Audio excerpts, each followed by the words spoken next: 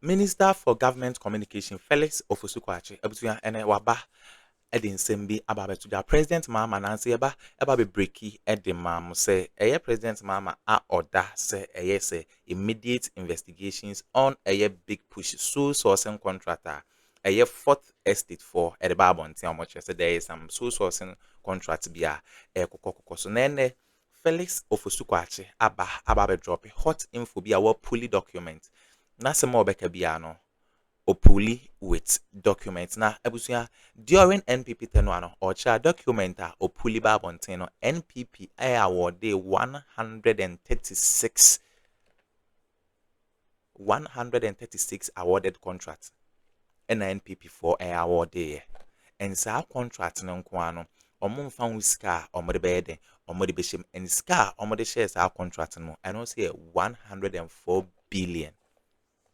single source abusia enti ene Felix Fosu Kwakye say President Mahama order say yes NDC sole sourcing contractor fourth estate for Ediba Bontin say NDC no there is some sole sourcing contractor big push no Felix Fosu Kwakye waba ababema hot details to Ghana for atiase say there is no sole sourcing contractor koso big push agenda nimo but NPP 4 and almost set agenda against road minister and oba no wache say sa contract course no NPP awarded 136 contracts no mo ba no so no omo ba be inherit bia omodi aka big push agenda na course no and 104 billion amount of money omodi shares our contract in bi wa ya ntiska no omo afedi Felix Fosu Kwakye aba be expose NPP with full document oka no are busy with document mo yankona yankonkwiti ensima Felix Fosu Kwakye de etuda unsubscribe ya subscribe na hit on the notification bell so na be any update be dropping one so onsa ebetumi aka aha gossip politics TV so bedamase. When we return to work, we should be in a position to confirm it here. I see. Now, if you just run us through the process right quickly, that is if you're minded. Pardon me? The process of submission. Oh, so basically they would either mail it or somebody will hand deliver it to the President's Secretariat, in which case it will be received by the Secretary to the President. So that is the process. It's not that difficult, yeah. Right, I see. Thank you very much. But when this matter, came up, and quite rightly so, it generated that needed conversation because the big push attracts big attention because of the big money that is involved in there. And that's why the president even thought it even wise to have this probe done in the first place. Because of the questions that were raised, what exactly is the probe going to unravel, or what is the main objective of what the president has asked for? Okay, thank you very much for this opportunity. You see, let me say that as a government, we do not consider the Fourth Estate to be a hostile organization at all. I think that they deserve commendation for the consistent work they've done over the period. In fact, they were very helpful doing the work that the Oral Committee did. They actually started some work on the National Service Scheme, which formed the foundation of the probe that the Oral Committee did and the Attorney General's subsequent work on SIM. And they've done a number of things. So they cannot be dismissed as a group that is up to mischief or anything. In fact, since we've been in power, I have had occasion to even collaborate with them on other matters. For instance, they wanted to do some investigation on happenings in senior high schools. You know, under the previous government, it was virtually impossible to enter senior high schools and have any form of engagement with staff, be they teachers or headmasters, because you risk being punished if you do so. So I personally facilitated their entry into senior high schools by engaging GES on their behalf. And I spoke directly with Suleimana Brahma. So we are not hostile to them. We appreciate their work. They do very good work. I suspect that they have done the current work on a single sourcing out of genuine concern for the public purse and a desire to ensure that the right things are done and that we avoid wasting money or we avoid any semblance of corruption in public office. So to that extent, they can be commended. We don't think that they've done anything untoward. The president is very concerned about ensuring that public finances are used properly. And everything he's done since he became president points to the fact that he is concerned about that. So when there are allegations raised or questions are asked about some practices in ministries, he wants to look at it. Another president would have dismissed it, but he says, no, bring me whatever you have. I will examine it. I will ask the minister to also respond so that we put it side by side. After that, I'll make a determination, and if it is necessary, implement some reforms to ensure that there's no recurrence of the problem complained about, to the extent that there is evidence. So that is what informs, and I can assure you that once the president receives it, he will look at it quickly, and what needs to be done will be done. But there are also, and without prejudice to any outcome of the inquiry that the president will hold, there are some matters of fact that need to be corrected. Because you see, the way our political system works, there are some who are up to mischief clearly. Some too may not fully understand the issues. And the perceptions they have may be calcified, irrespective of what comes out of the poll. So, to the extent that there are some matters that are already public and factual, I will deal with some of them. But again, let me put it on record that it is without prejudice to any outcome that will emerge out of the probe. Now, the fourth estate has raised about 3 or 4 issues. The first one is whether or not the NDC as a party, which now has formed government, has gone back on its word to limit sole sourcing. Yes. And they have used the road sector as an example. Yes, Whether we've gone back on our word. This is the or reference. we have done page 6 exactly, of your manifesto. or we've done a U-turn. The second point is about value for money, whether the contracts are overpriced. The third one is about the capacity of the entity selected to do this. There's talk about some contractor having only one employee, and then there's about consistency about data, whether some figure has been changed or is consistent. So I will address these. But again, I must stress without prejudice to any outcome of the probe. You see, to begin with, to say that we have gone back on our commitment to limiting sole sourcing, you need to look at the totality of work. So we are using the road sector, so I'll use the road sector. So what has the Ministry of Road done since we came to power that would suggest an abuse of sole sourcing, or suggest even a hint of going back on our word? You see, so I have taken my time to examine everything that the Ministry of Roads has done. Now, you see, if you focus on Big Push alone, you will miss the point, because Big Push is only a fraction of the work that the Ministry of Roads has done since we came to power. So to assess the true state of affairs, you need to look at it. If you look at what the ministry has done, and you see, after that, I have documents that I can share with you and the public. I have a list here of 136 roads, including Big Push roads and, well, I would say regular roads. I don't know whether it will be the right way to use, but roads that necessarily do not fall under Big Push. 137 of them. And these are highways and other categories of roads. Out of this, 88 out of this list that I have, 88 were single sourced.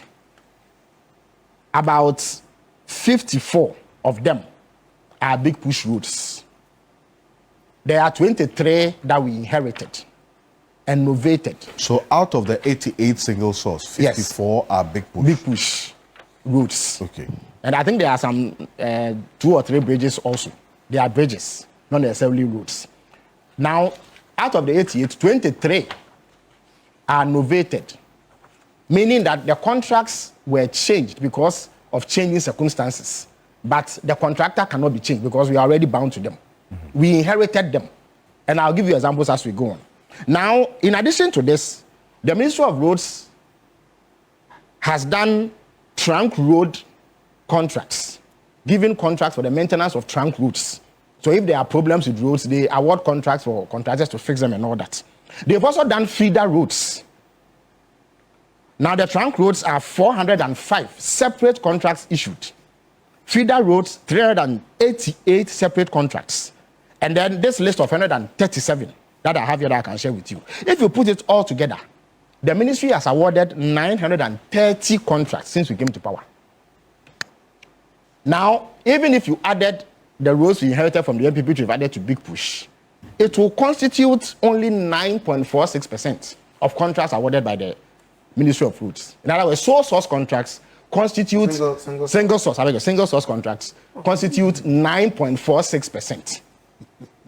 Alfred, if you look at this figure, you cannot say that we have abused. That is, so you're looking at on the whole everything that the ministry has. That is the only way you can assess whether there's an abuse of sole sourcing or not. If you limit yourself to just one thing that the ministry does, it will be unfair in terms of the full analysis. So 9.46%. Specific focus on the big push. No. But you see, yeah, I don't fault the fourth estate for it. Maybe it is what they had that they used. Because when we came to power, at the transition committee meetings, the NPP gave us roads totaling 104 billion Ghana cedis. The commitments they have, in terms of the contracts they had awarded, if you put all of it together, 90% of that was single sourced. 90%, everything. The 104 billion Ghana cedis worth of roads. Contracts that was what they call commitment. In other words, they had entered contracts with contractors to construct the roads, whether they had money for it or not. 90% of it was single sourced. Compared to a situation where we have 9.46%. Everything that this ministry has done under Kwame Abuja. And indeed, I will share with you, if you check the daily graphic of, I think, 25th July 2025, the ministry advertised for competitive bidding 405 trunk road maintenance projects. And then I'll also give you evidence in the Ghanaian Times newspaper, where they advertised 388 feeder road projects. In some of them, they advertised 70 and all that. And these are adverts. It means that it is competitive, and they've awarded those contracts. So if you look at it, it will be unfair. It will be a bit of a stretch to say that this government, at least at the Ministry of Roads, has abused sole sourcing. It means that the president's commitment that we limit sole sourcing is being implemented. Now, one may ask why big push roads were single sourced. You see, the reasons vary. There are roads that we came to meet that had already been awarded, and there are 23 of them. Because of the destruction of the economy by Richard and his colleagues in government, the funding sources ceased. The banks or the institutions that we were taking the money from, because we had defaulted on our debt, said they were not going to touch us in the long pool. As we say in Akan, so they cut funding. It left the roads in a limbo. We all recall the catastrophe that was occurring on the Pokwasi to Nsawum road. Especially when the rain set in, people could sit in that traffic for 5 hours. I had an experience on this Afinia road.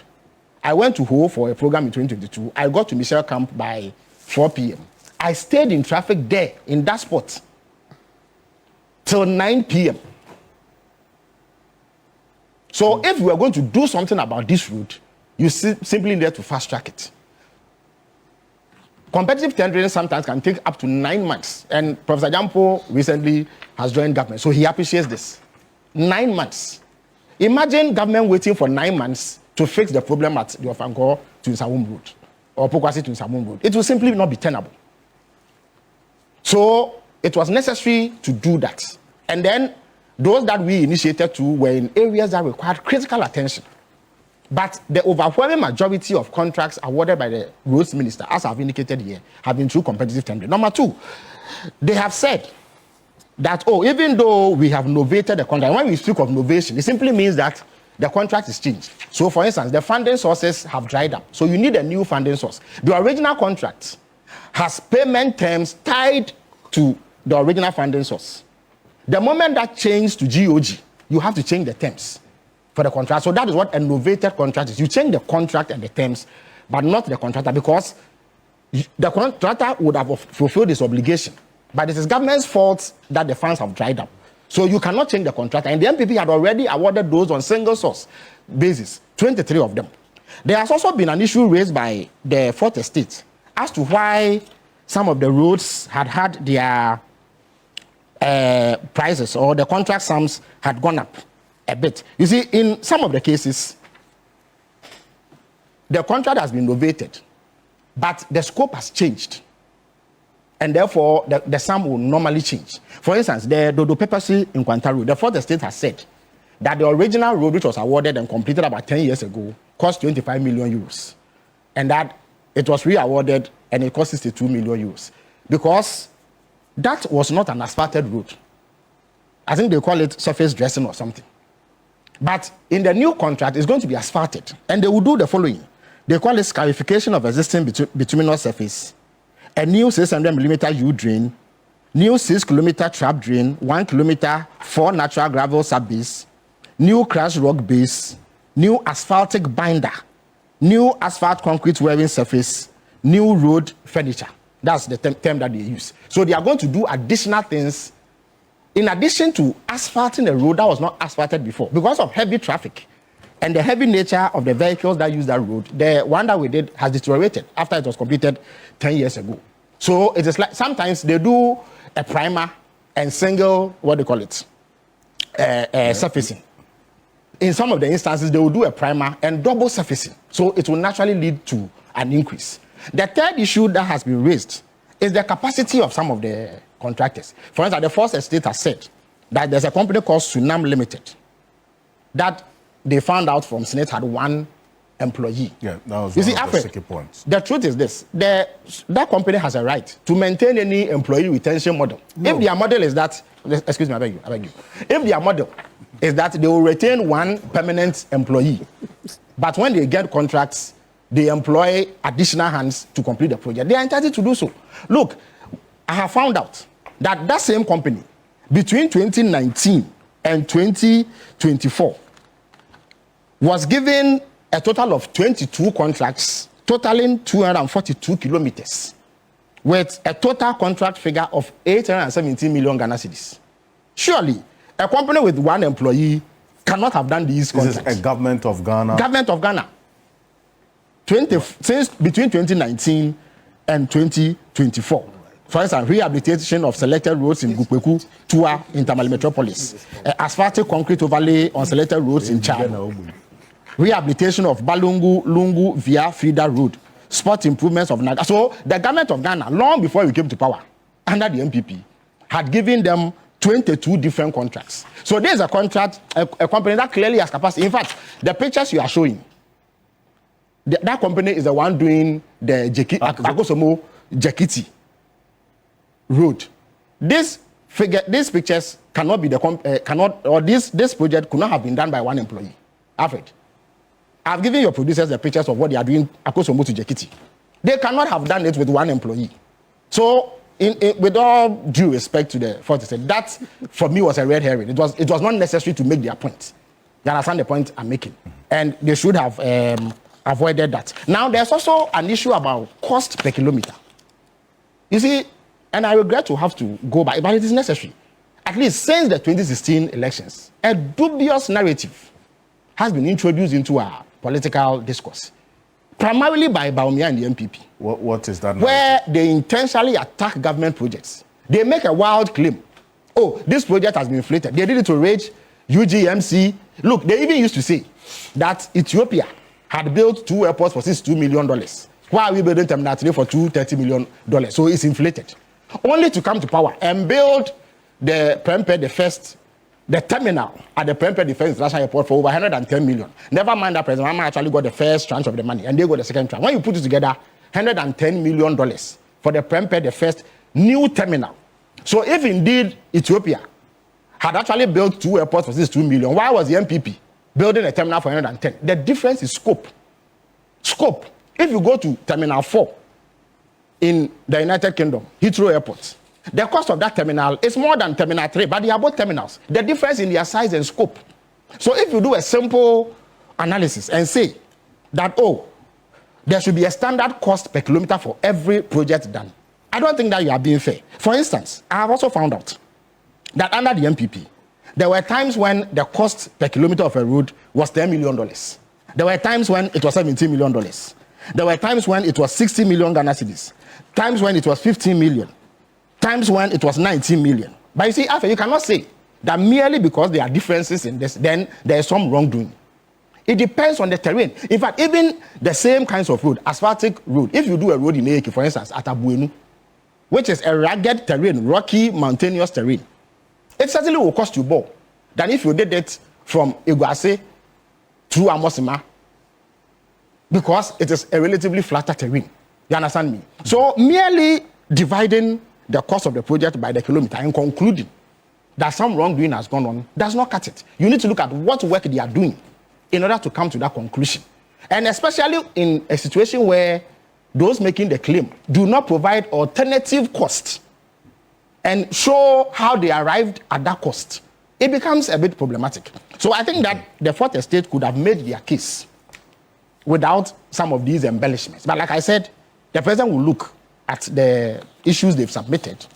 The president will call the roads minister to respond, compare the two, and then make a determination. But let me make it clear to you that President Mahama's preferred, indeed he said it, that competitive tendering is a preferred mode of awarding contracts. As I sit here, I received a memo from him about 3 weeks ago in relation to something that must be done in the state-owned media. He made it clear in that letter that the mode of procurement should be competitive. This, I can show that letter to you with his permission, of course. He made it clear, a directive from him.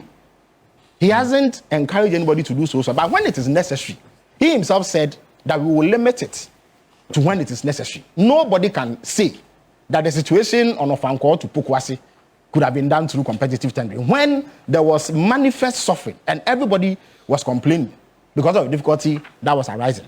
So let me sum up by saying that we have enormous respect for the fourth estate. They've done a yeoman's job in the past. They continue to do that job. We are not hostile to them. We welcome their criticism. If they find anything they believe requires attention, they should draw government's attention to it. We will look at it quickly. But for all of us commentators, we need to stick to facts and not unnecessarily embellish them in order to achieve a certain desired objective. Well, Suleiman Abrahima has been listening to you. Sure. He's joining us.